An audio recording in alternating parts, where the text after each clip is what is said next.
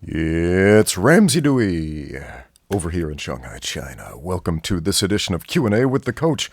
Today we have a question from Basic Monkey, who says, I just got back into training Jiu-Jitsu, cool.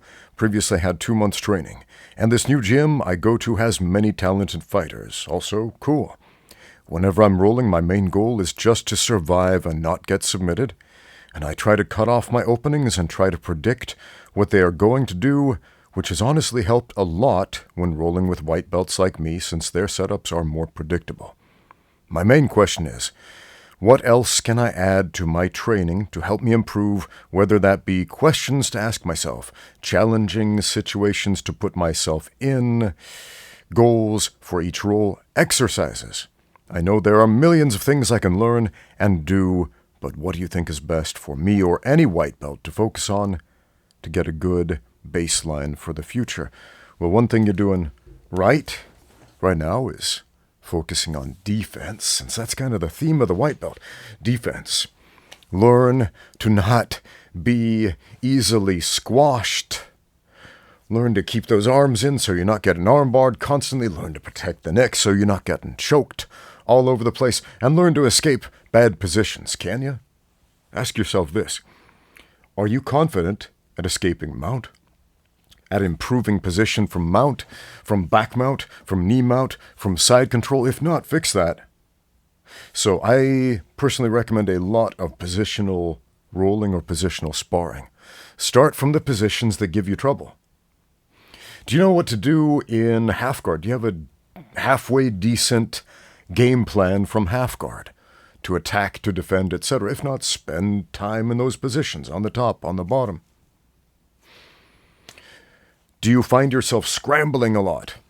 What's a scramble except for a broad term for a bunch of things that happen in short order that we don't really know how or have the vocabulary to express because we haven't assigned a bunch of positions?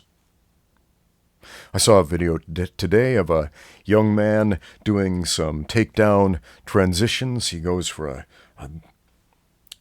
how can I put this? He shoots to the inside into a double leg. His opponent starts to defend the double. He sits up into the underhook. He uses that underhook to drop down into a single leg. His opponent starts pulling out. He pulls out to extend the leg, goes to a golf swing, but instead of finishing the golf swing as a single leg finish, sits down, gets behind the guy, goes for like a crab ride, matrix, back take, and then finishes with a rear naked choke. It's a really cool little transition this dude did. And I look at the comments, and some people said something like, whoa, that was a really cool scramble. And other people are trying to express what happened there, like that was a such and such to a such and such to a such and such. And so we've got two different types of people. We're going to polarize people here for a minute. People who see a bunch of movements as a scramble, and people who see a bunch of movements as, well, a system. So if you can't see the systemization of the movement yet, spend time in those positions that frustrate you. That's very important to do.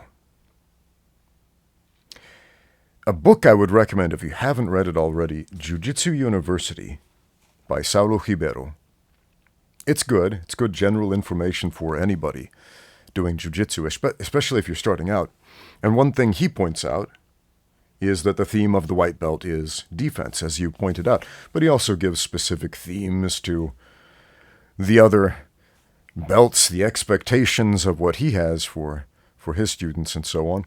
And I think that's a pretty good general metric for people going forward.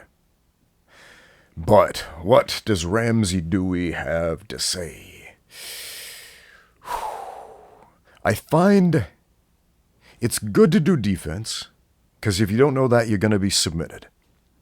But at the same time, I find when I teach brand new students offense first, they tend to get better more quickly. And it may seem a little counterintuitive because you're a white belt, and so you're getting caught in the bad position, so you need to learn the defense first, right? Right. Or do you? Well, you do, but you don't, but you do, but you don't, but you do, but you don't. How can I put this? If you have one good tool in your toolbox, let's say you learned how to armbar people from the top. You learned a good setup for an armbar from side control. And that's all you know. That's the only attack that you know. What are you going to try to do when you roll? You're going to try to get into side control, and you're going to try to armbar people from the top. You might do it, you might not. But that's what you're going to try. And if you try to move into dominant positions, well, eventually you're going to succeed in getting to those dominant positions. And it's much easier to fight from dominant positions than from inferior positions. So you do need to learn the mount escapes and back mount escapes and all that other stuff that I mentioned. You have to. You have to. It's mandatory. At the same time, start to develop an offensive mindset. Now that you feel fairly confident with your defense especially, start to develop an offensive mindset. What attacks do you feel most confident with? When you roll, do you go there? Or do you just tell yourself, oh, I feel confident with this. I like this submission. Which submissions do you actually do the most? People ask me all the time, like, Ramsey, what are your favorite submissions? And I can list out a few submissions, and then I go back and actually watch footage of me sparring. I'm like, well, actually, it would appear the heel hook is not my favorite submission. Maybe in here it is, but the one I seem to do the most is the armbar. I seem to be pretty dang good at the armbar, in spite of the fact that it's not the one that just calls to me like, Ramsey, I love the armbar so much. It's just one I tend to be really, really good at. So, forget about your jiu-jitsu hobbies for a minute and focus on what you're actually good at. Do you film yourself rolling or sparring? If not, start. Start analyzing that. This is huge, man. This is massive. If you want to improve more quickly, film yourself and do film studies on yourself. I've given this advice on boxing videos and MMA videos and other types of sparring videos, but I'm going to tell you these 3 things. I'm going to repeat these right here. Watch a clip 3 times. You don't have to watch the whole thing, but watch the clip you want to improve at, the technique or the position you want to improve at 3 times. 1, watch yourself, because you are going to do that the first time anyway. The second time, watch your opponent or your training partner. And the third time, watch the spaces in between you. Because all fighting techniques are movement, which means you are moving around spaces, in spaces, through spaces, over spaces, under spaces, etc. And when you start watching the space between you and your opponent or your training partner, you're going to start seeing spaces that you didn't notice before. One other piece of advice, you might pull out your phone and start flipping through the flippy-dippy Instagram jiu-jitsu videos where they show you the neat, eye-catching stuff that looks really fun. Forget about that for a minute. I'm not saying don't go to the internet or Instagram or YouTube to learn new techniques. I'm saying forget about the flippy-dippy, eye-catching stuff. And instead, look at stuff that is applicable to your game. So if I show you, I don't know, some flippy-dippy spinny thing from a position you never actually end up in, that's not going to be helpful. Even if I show you something that looks pretty solid from a position you don't actually practice, that's not going to be particularly helpful, not until you practice that position. If I show you a positional improvement from a place where you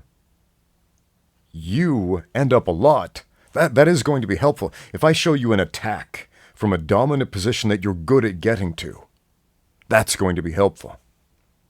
So, forget about the flippy-dippy stuff from positions that don't actually exist when you roll, and focus more on the stuff that does.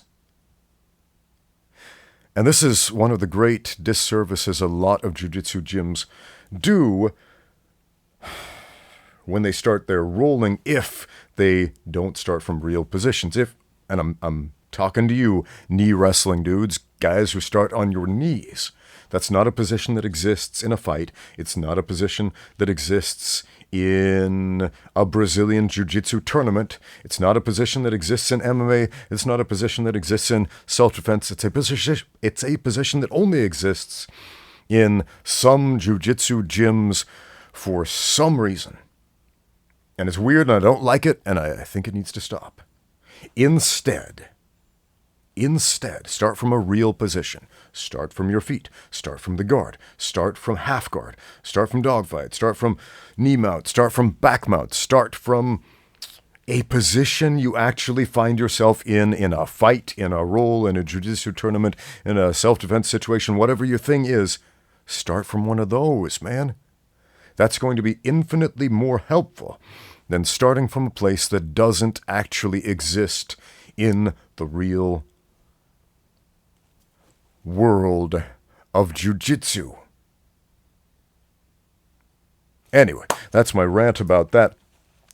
If people are telling you don't learn such and such a technique because it's too dangerous or it's taboo or you can't do that until you're a purple belt or a brown belt or a black belt, reconsider that.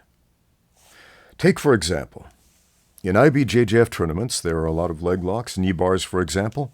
Knee bars are illegal until you get to a certain belt level, until you're an upper belt.